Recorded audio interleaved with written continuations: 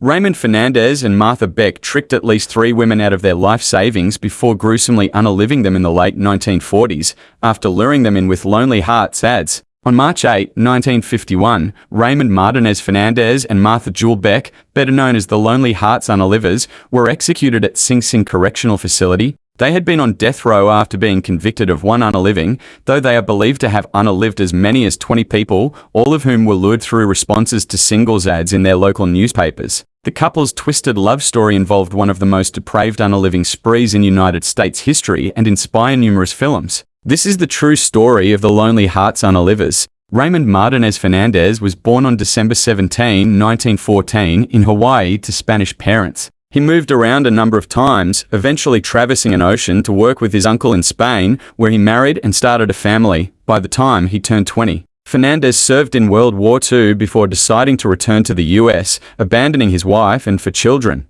On the ship, he suffered a head injury, which damaged his frontal lobe and led him to be hospitalized for 3 months. He then fell into a life of crime and was sent to prison for theft. There, a Haitian cellmate reportedly taught him voodoo, which he believed made him irresistible to women. Martha Jewel Beck was born on May 6, 1920, in Florida. A glandular problem caused her to be overweight and to undergo puberty prematurely. Beck later claimed during her trial that she was inappropriately assaulted at a young age by her brother and that her mother was also abusive. Beck completed nursing school, but struggled to find a job and bounced around the US for a time, eventually returning to Florida while pregnant with her first child. Shortly after, she became pregnant with her second. Beck married the second baby's father, but they divorced within months. In 1946, as a single mother of 2, Martha Beck landed a job at the Pensacola Hospital for Children. A year later, she placed a Lonely Hearts ad and soon received an answer from one Raymond Martinez Fernandez. Fernandez came to Florida from New York City to stay with her briefly, but returned to the city.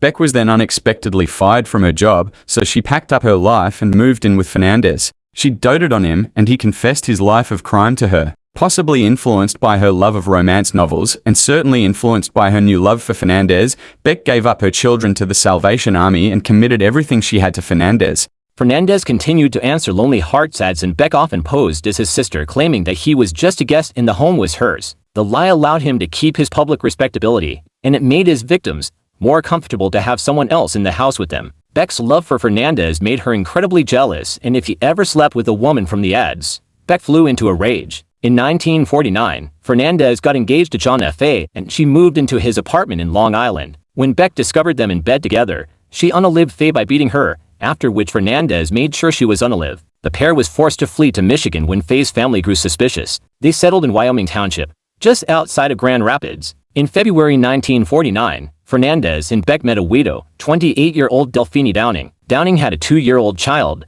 who came with her to meet the pair. At some point, Downing became upset and Fernandez gave her sleeping pills. The unusual state caused Downing's daughter distress, and Beck became annoyed by her crying. Beck hurt the girl, though didn't unalive her, and Fernandez worried that the bruises would rouse suspicion when Downing woke up. He unalived the unconscious Downing, so she could not report them, and they stayed in her house for the next few days. The child's crying became too much, and Beck unalived the girl to stop her tears. They then buried Downing and her daughter in the basement of the house, but worried neighbors had already reported them missing. Raymond Martinez Fernandez and Martha Jewel Beck were arrested by Wyoming Township Police soon after at the home. During the interrogation, Fernandez confessed to 17 unalivings all over the country, but he later attempted to retract his confession. He told police he was trying to protect Beck, but he knew Michigan did not have a death penalty and used the confession as a way to stay there. However, Fernandez and Beck were extradited to New York for the unaliving of Jean F.A., a state that did have the death penalty at the time. They were tried and convicted of the unaliving and sentenced to the electric chair. Soon after, they were remanded to Sing Sing.